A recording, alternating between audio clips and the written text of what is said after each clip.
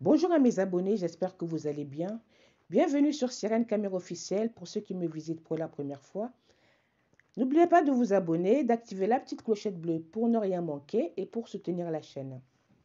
Ça vient de tomber, donc notre mamie rock, Tina Turner, vient de décéder à l'âge de 83 ans. Ça a été annoncé donc par son agent. Give me a lifetime of promise and a world of dream. Traduisez, donne-moi toute une vie de promesses et un monde fait de rêves. Chante Tina Turner, morte ce mercredi 24 mai, a annoncé son agent. Si elle n'avait pas chanté ces paroles en 88 dans son tube planétaire de Best, on aurait pu croire qu'elle les avait murmurées à Ike Turner lors de leur rencontre. L'homme l'a repérée alors qu'elle était encore mineure, dans les années 60. Tina Turner, Anna Mae Bullock de son vrai nom, a grandi dans le Tennessee à Nutbush. Après avoir démarré sa vie entourée de ses parents, tous les deux ouvriers, elle est abandonnée et finit sa scolarité dans un internat. Peu intéressée par ses cours, Tina Turner chante régulièrement dans les chorales de gospel de sa paroisse.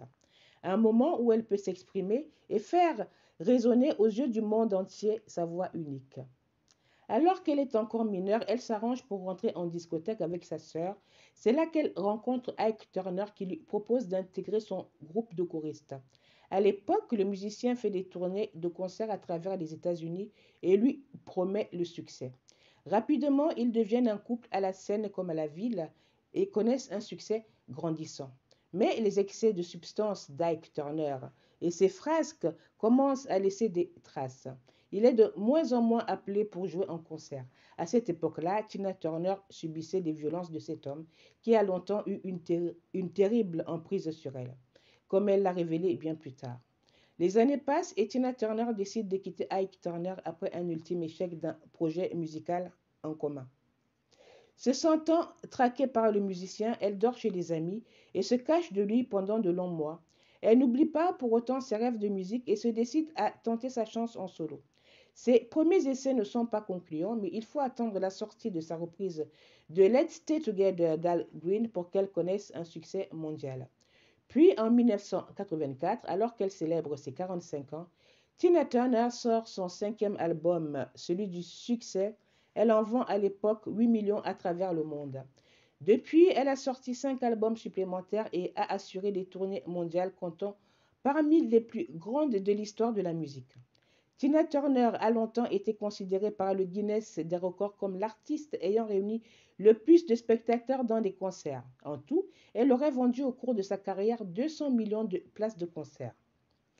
Tina Turner s'était installée en Suisse avec son mari depuis 2013, le producteur de musique Erwin Bach. La chanteuse avait fait face à des problèmes de santé en 2013. Tina Turner avait été victime d'un accident vasculaire cérébral. 3 ans plus tard, ses médecins lui avaient diagnostiqué un cancer de l'intestin. Face à la maladie, la chanteuse qui pratiquait le bouddhisme depuis plusieurs dizaines d'années avait décidé de se fier aux médecines alternatives, basées notamment sur l'homéopathie. Quelques mois plus tard, elle avait dû recevoir un don de rein de son mari en 2017, après avoir perdu ses 2 reins. Depuis, la chanteuse se faisait rare mais avait vécu dernièrement un drame. Le suicide de son fils en décembre dernier. Elle est décédée paisiblement des suites d'une longue maladie, précise son agent à Reuters. Voilà, donc c'était donc l'annonce du décès de Mamie Rock. Voilà, une page qui se tourne. Tina Turner, c'est ma jeunesse. What Love Got to Do With It? C'est mon adolescence, c'est ma jeunesse, ce sont les belles années. Voilà. Donc je vous remercie d'avoir visionné. On se retrouve bientôt pour une nouvelle vidéo.